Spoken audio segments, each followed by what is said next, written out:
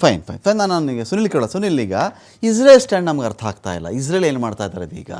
ಲೆಬನಾನಲ್ಲಿ ಅವರೇನೋ ಒಂದಷ್ಟು ಭೂಮಿಗೆ ಬೆಲೆ ಹಾಕ್ಕೊಂಡು ಇಲ್ಲಿ ದಾಟಬಾರ್ದು, ನೀವು ದಾಟಿದ್ರೆ ಸಾಯಿಸ್ಬಿಡ್ತೀವಿ ಅಂತೆಲ್ಲ ಮಾತಾಡ್ತಾ ಇದ್ದಾರೆ. ಇರಾನ್ ಎಂದಿನಂತೆ ತನ್ನ ಪ್ರಾಕ್ಸಿಗಳನ್ನು ಬಳಸ್ಕೊಂಡು ಅಲ್ಲಿ ದಾಳಿ ಮಾಡೋದನ್ನು ಅವರು ಕೂಡ ಒಂದು ಕಡೆ ಮಾಡ್ಕೊಳ್ತಾ ಇದ್ದಾರೆ. ಇಸ್ರೇಲ್ ಸ್ಟ್ಯಾಂಡ್ ಏನಿವಾಗ ನಿಜವಾಗಿಯೂ ಇಡೀ ಇಷ್ಟು ವಾರ್ ನೋಡಿದ್ರೆ ಒಂದು ದಿನ ಕಳೆದು ಇನ್ನೊಂದು ದಿನಕ್ಕೆ ಬರುವಷ್ಟರಲ್ಲಿ ಮೂಲ ಯುದ್ಧದ ಕಾರಣಗಳೇನಿತ್ತೋ ಬಹಳಷ್ಟು ಬಾರಿ ಚೇಂಜ್ ಆಗಿಬಿಟ್ಟಿದೆ. ಇವ್ರು ಹೇಳಿಕೊಂಡಿದ್ದೇನೋ ರೆಜಿಮ್ ಚೇಂಜ್ ಮಾಡ್ತೀವಿ ಅಂದರು, ಯುರೇನಿಯಮ್ ಅಂದರು, ಆಮೇಲೆ ಅದು ಎಲ್ಲೆಲ್ಲಿಗೂ ಹೊರಟೋಯ್ತು. ಹಾರ್ಮುಜ್ಗೆ ಬಂದುಬಿಡ್ತು, ಬಂದರಿಗೆ ಬಂತು, ಅಬ್ರಹಾಂ ಲಿಂಕನ್ಗೆ ಬಂತು, ಬೇಕಾದಷ್ಟು ಮಜಲುಗಳನ್ನು ಚೇಂಜ್ ಮಾಡಿಕೊಂಡೇ ಬಂದಿದೆ ಅದು. ಈಗ ಈ ವಾರ್ ಏನು ಕಾರಣ? ಈಗ 400 kg ಯುರೇನಿಯಮ್ಮ ಇಡೀ ಜಗತ್ತು ಸಫರ್ ಪಡ್ತಿರೋದು ಇರಾನ್ ಬಳಿ ಇರುವ ಎನ್ರಿಚ್ಡ್, ಅದು 60% ಅರೌಂಡ್ 400 kg ಯುರೇನಿಯಮ್ಗೋಸ್ಕರ ಇಷ್ಟು ಸಫರ್ ಆಗ್ತಿರೋದಾ ಇದು? ಇಸ್ರೇಲ್ ಕಾರಣಗಳೇನು ಆಚೆ ಬರ್ತಿಲ್ವಲ್ಲ, ಅವರೇನು ಜಾಸ್ತಿ ಮಾತಾಡ್ತಿಲ್ವಲ್ಲ, ಯಾಕೆ ಈಗ? ಇಲ್ಲ, ಇಸ್ರೇಲ್ ಒಳಗಡೆನೆ ತುಂಬ ಡಿಸ್ಟರ್ಬೆನ್ಸಸ್ ನಡೀತಾ. ಓಕೆ, ಫಸ್ಟ್ ಲಾಸ್ಟ್ ಏಪ್ರಿಲಲ್ಲೇನೆ, ಹಿಂದಿನ ತಿಂಗಳೇನೆ ಏಪ್ರಿಲ್ 1ಗೆ ಅಕಸ್ಮಾತ್ ಇದು ಆಪರೇಷನ್ ನಡೀತಿರ್ಲಿಲ್ಲ ಅಂದಿದ್ರೆ, ಈ ಒಂದು ಕಾನ್ಫ್ಲಿಕ್ಟ್ ಶುರು ಮಾಡಿರಲಿಲ್ಲ ಅಂದಿದ್ರೆ ಅಲ್ಲಿ ಎಲೆಕ್ಷನ್ಸ್ ಆಗಲೇ ನಡೆದು ಬಿಡಬೇಕಿತ್ತು. ಬಟ್ ಅಲ್ಲಿ ಒಂದು ಸ್ಪೆಷಲ್ ಸೆಷನ್ ನಡೆದು ಅದರಲ್ಲಿ ಅವರ defence budget, over all budget ಕೂಡ ಪಾಸ್ ಆಯಿತು. ಅದರಲ್ಲಿ ಅರೌಂಡ್ $45 ಬಿಲಿಯನ್ ಡಿಫೆನ್ಸ್ ಕೊಟ್ಟರು. ಪ್ಲಸ್ ನೆತನ್ಯಾಹು ಒಂದು ಟರ್ಮ್ ಏನಿದೆಯಲ್ಲ ಅದನ್ನು ಕೂಡ ಅವರು ಅದರಲ್ಲಿ ಎಕ್ಸ್ಟೆಂಡ್ ಮಾಡಿದರು. ಬಟ್ ಈಗ ಮತ್ತೆ ಅದೇ ಕೂಗುಗಳು, ನೆತನ್ಯಾಹುನ ಈಗ ಬದಲಾಯಿಸಬೇಕು, ಈಗ ನಾವು ಮತ್ತೆ ಎಲೆಕ್ಷನ್ಗೆ ಹೋಗಬೇಕು, ಈ ಒಂದು ಕೂಗು ಇಸ್ರೇಲ್ ಒಳಗಡೆ ಈಗ ಕೇಳಿಸ್ತಾ ಇದೆ. ಯಾಕಂತ ಹೇಳಿದ್ರೆ ಈ ಡಿಸೆಂಬರ್ ಒಳಗಡೆ ಟ್ರಂಪ್ಗೂ ಒಂಥರ ಅಗ್ನಿ ಪರೀಕ್ಷೆ, ನೆತನ್ಯಾಹುಗೂ ಒಂಥರ ಅಗ್ನಿ ಪರೀಕ್ಷೆ. ನೀವು ಇಸ್ರೇಲ್ದು ಕೇಳಿದಕ್ಕೆ ಹೇಳಿದೆ, but let me tell you, ಟ್ರಂಪ್ದು ಹೊಸ ಅಪ್ಡೇಟ್ ಏನ್ ಗೊತ್ತಾ? ಇವತ್ತು ಅವರ ಅಪ್ರೂವಲ್ ರೇಟಿಂಗ್ಸ್ ಫರ್ದರ್ ಬಿದೋಗಿದೆ. ಈಗ ಈ ಮನುಷ್ಯ ಬಂದ್ಬಿಟ್ಟು ಹೊರಗಡೆ ಏನ್ ಬೇಕಾದ್ರೂ ಹೇಳ್ಬೋದು.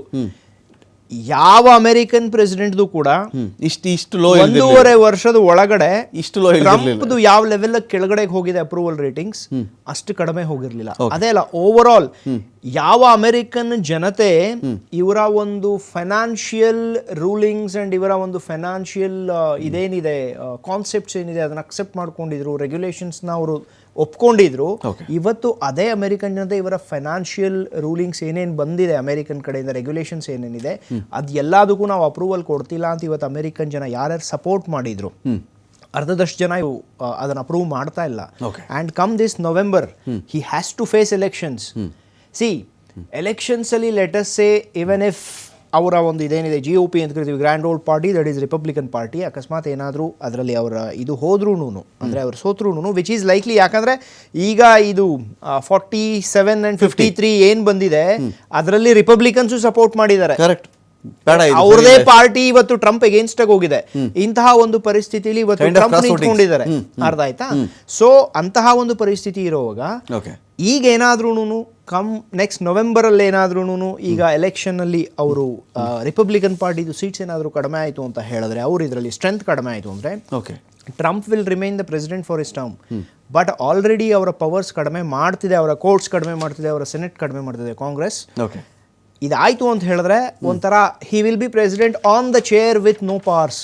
ಅಂತಹ ಪರಿಸ್ಥಿತಿಗೆ ಟ್ರಂಪ್ ಹೋಗಿ ಕೂತ್ಕೋತಾರೆ. ಈ ಕಡೆ ಇಲ್ಲೂ ಕುರ್ಚಿ ಅಲ್ಲಾಡ್ತಿದೆ. ಇವರು ಕುರ್ಚಿ ಚೇಂಜ್ ಮಾಡಕ್ ಬಂದ್ರು, ಖಮೇನಿನ್ ಸಾಯಿಸಿದ್ರು, ಅವರ ಮಗನಿಗೂ ಇವತ್ತು ಡ್ಯಾಮೇಜ್ ಆಗಿದೆ. ಒಂದು ಇದೇನಿದೆ ಒಂದು ಕಟ್ಟರ್ ಇಸ್ಲಾಮಿಕ್ ಫಂಡಮೆಂಟಲಿಸ್ಟ್ ರೆಜಿಮ್ನ ತೆಗಿಯಕ್ಕೆ ಹೋಗ್ಬಿಟ್ಟು ಇವತ್ತು IRGC ಕೈಯಲ್ಲಿ ಇರಾನ್ನ ಕೊಟ್ಬಿಟ್ಟಿದ್ದಾರೆ.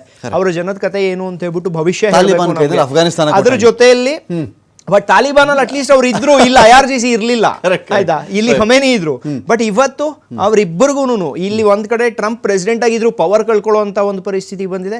ಈ ಕಡೆ ನೆತನ್ಯಾಹುದ್ ಏನಾಗಿದೆ ಇಸ್ರೇಲ್ ಒಳಗಡೆ, ಅವರ ಒಂದು ಕುರ್ಚಿಗೂ ಕಂಟಕ ಬರಬಹುದು for the simple reason that ಅಲ್ಲೂ ಕೂಡ ಮೂರ್ ಕಡೆ ರೆಜಿಮ್ ಚೇಂಜ್ ಆಗ್ಬಿಡುತ್ತಾ ಈಗ, 1:3 ಮೂರ್ ಕಡೆ ರೆಜಿಮ್ ಚೇಂಜ್ ಆಗ್ಬಿಡುತ್ತೆ. 1:3. ಥ್ಯಾಂಕ್ ಯು ಸುನಿಲ್, ಸಾಕಷ್ಟು ವಿಷಯಗಳ ಬಗ್ಗೆ ಮಾತಾಡಿದ್ರಿ. Thank you Girish Linganna sir, ಸಾಕಷ್ಟು ವಿಷಯಗಳ ಬಗ್ಗೆ ಮಾತಾಡಿದಿರಿ. ಥ್ಯಾಂಕ್ ಯು ಪ್ರಭಾಕರ್ ಸರ್, ಸಾಕಷ್ಟು ವಿಷಯಗಳ ಬಗ್ಗೆ ಮಾತಾಡಿದ್ರಿ. ವೆಯ್ಟ್ ಮಾಡೋಣ, ತೈಲ ಬೆಲೆ ಕಡಿಮೆ ಆಗಿಬಿಡುತ್ತೆ.